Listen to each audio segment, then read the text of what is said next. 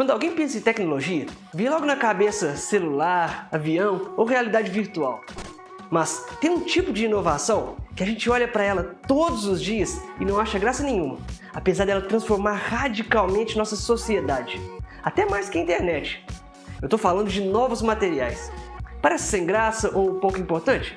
Deixa eu te mostrar que não é. Pensa, por exemplo, em quando a gente começou a pegar pedaços de terra e transformar em metais. Não existia nada como um pedaço de ferro na natureza. Com ele, a gente podia começar a fazer faca ou lança para caçar, pá e enxada para plantar, espada para vencer uma guerra.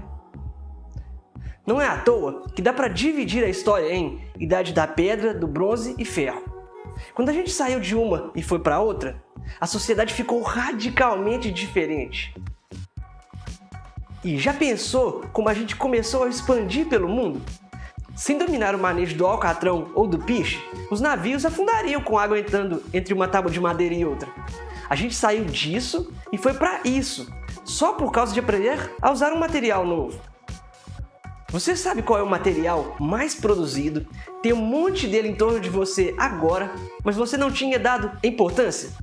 O concreto. Para você é normal, mas para alguém que nasceu antes dele ser inventado, parece quase um milagre. Algo que você pode moldar na forma líquida, depois fica extremamente duro e aguenta até ficar debaixo d'água. Antes do concreto, uma construção grande tinha que ser feita praticamente sem espaço dentro. Compare isso com esse edifício romano, que dura quase 2000 anos em pé. Para ter uma ideia da importância, veja o tanto que a gente produz de cimento hoje em dia em comparação com qualquer outra coisa. Esses exemplos são muito antigos, mas ilustram bem uma coisa. Existe uma revolução silenciosa por trás de todos os nossos avanços, que é a revolução dos materiais. Deixa eu te dar um exemplo de que, quando os materiais certos não existem, todas as tecnologias ficam atrasadas. Uma das tecnologias mais celebradas foi a lâmpada. Muda completamente a vida noturna e é tão marcante que usamos como símbolo de uma boa ideia. Um dos nomes mais associados à lâmpada comercial é Thomas Edison.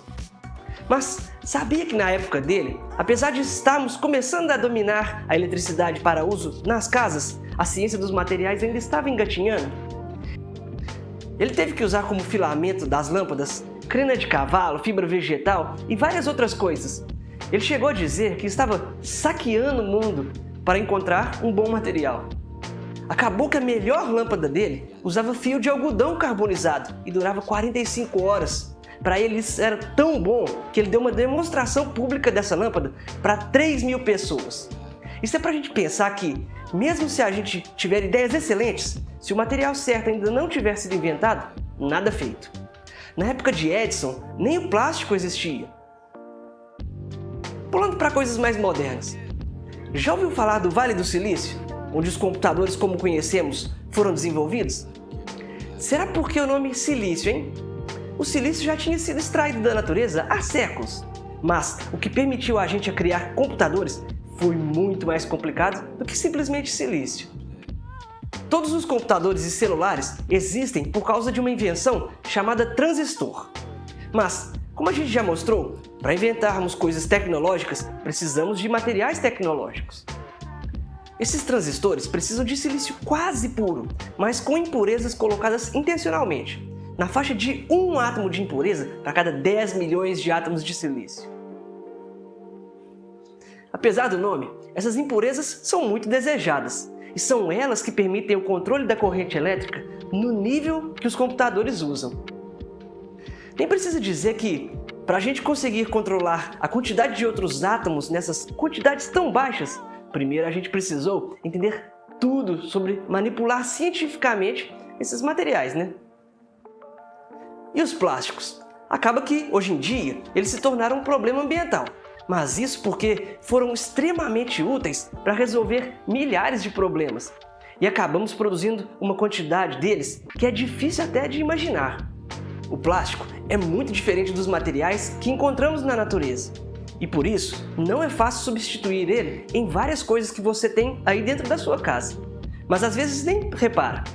Foi graças à química que esse material pôde ser criado e revolucionou o jeito da gente fazer quase tudo.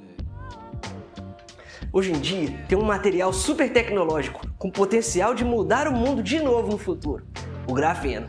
Mas assim como as outras revoluções invisíveis dos materiais, você provavelmente vai começar a aproveitar coisas maravilhosas que ele vai permitir sem nem saber. Quando seu carro, celular, roupa inteligente for baseado nele, ninguém vai ficar te mostrando isso.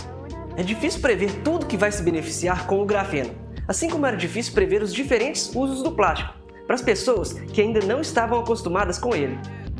O vídeo já está ficando meio longo, mas a lista de materiais que revolucionaram o mundo é grande demais para a gente comentar agora. Mas nosso canal tem vídeos com exemplos de outros super materiais, o alumínio, os pneus, papel. Dá uma conferida neles também.